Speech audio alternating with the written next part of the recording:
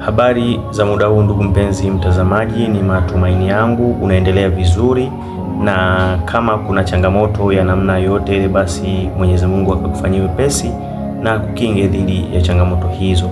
Kwa hivyo leo ni matumaini yangu unaweza kujifunza vitu vizuri zaidi ambavyo vinaweza vikasaidia kuimarisha hali zetu za kiafya.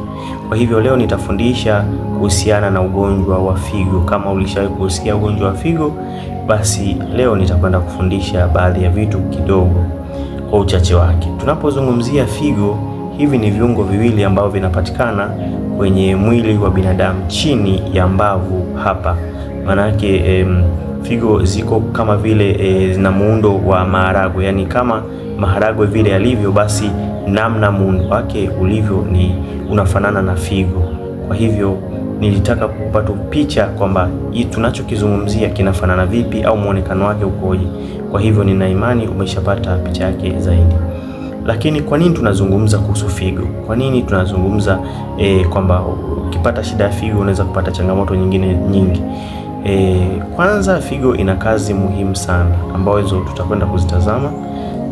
Namba moja, figo ina kazi ya kuchuja damu na kuondoa uchafu kwa njia ya mkojo. Kwa figo inapofanya kazi ya kuchuja damu kwenye mwili, lakini pia inasaidia kuondoa ule uchafu kwa njia ya mkojo. Kwa hiyo wale watu ambao wanasema mimi naweza kukaa na mkojo muda mrefu, hiyo ni hatari kwako. Kwa hiyo ukisikia ile hali ya mkojo inakuhitaji kwenda kutoa, basi fahamu kwamba unaenda kuondoa uchafu. Kwa hiyo ni muhimu sana kwenda kujisaidia hiyo haja ndogo kwa haraka iwezekanavyo.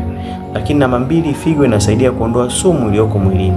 Kwa hiyo hii itakusaidia wewe kuweza kuwa vizuri kiafya.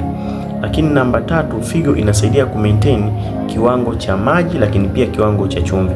Chumvi inapozidi sana mwilini ni hatari, pia maji yanapokuwa mengi sana mwilini ni hatari.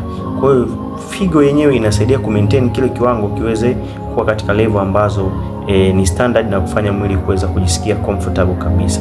Lakini pia figo inasaidia kumaintain kiwango cha shinikizo la damu, au watu wakati mwingine tunaita pressure. Kwa hiyo figo inasaidia pia kumaintain kile kiwango, na hiyo itamsaidia mtu kuweza kuwa vizuri kiafya na kujisikia comfortable au kujisikia yuko vizuri, yuko huru kutokana na hizo hali ambazo figo inasaidia kuchakata hiyo hali pia.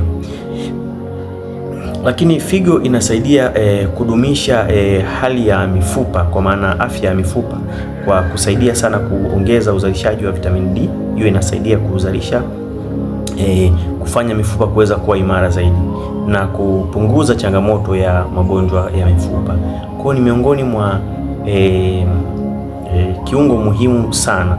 Lakini pia figo inasaidia kuzalisha homoni ambazo zinasaidia kuzalisha chembechembe hai nyekundu, kwa maana kwamba chembechembe hai nyekundu zinapozaliwa, basi hata pia kiwango cha damu pia kinakuwa kina flow vizuri, kwa sababu zile chembechembe zinakuwepo. Kwa hiyo figo ni miongoni mwa viungo muhimu sana.